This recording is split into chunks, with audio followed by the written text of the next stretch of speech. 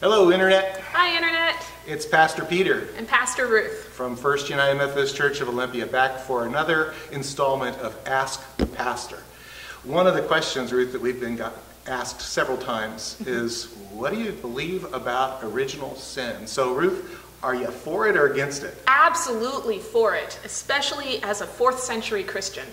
Which means, of course, that you're being influenced greatly by St. Augustine, who lived in the 4th century and who took the teachings of Genesis 2, the creation myth of the fall, Adam and Eve and the serpent and the apple and all that stuff, and developed the notion of original sin, an idea that has been perpetuated down throughout the course of Western Christianity. It's not universal, I should point out, that not all branches of Christianity are as heavily invested in original sin as we tend to be here in the West.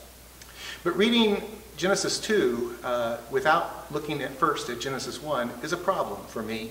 I think you have to read Genesis 1 and understand that God created all that is. God created the heavens and the earth, and God created you and me and all those people out there in internet land and said, behold, look at this, it's good. God created us in goodness. God created us better.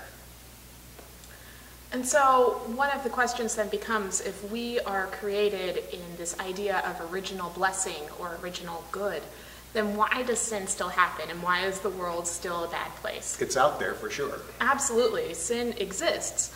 And I think my understanding of original sin is heavily influenced by a theologian named Dorothy Zola. She was a teenager during Nazi Germany, and her experiences as a German teenager deeply influenced her idea of sin. While she herself wasn't directly part of the Holocaust and harming Jewish individuals, she was part of a culture that did horrible and devastating things. And so she understands original sin as being born into cultures that sin. So while we are not ourselves conditioned as sinful, that we are taught to be sinful. So sin then is not a condition, but a choice. Absolutely. And we are exercising our human choice when we choose to go against our better nature and to live in a state of sin. The invitation of the church is to enter into a relationship with God that rejects sin and embraces the goodness into which we are born, into which we are created. And that we call original blessing, and contrast that with original sin.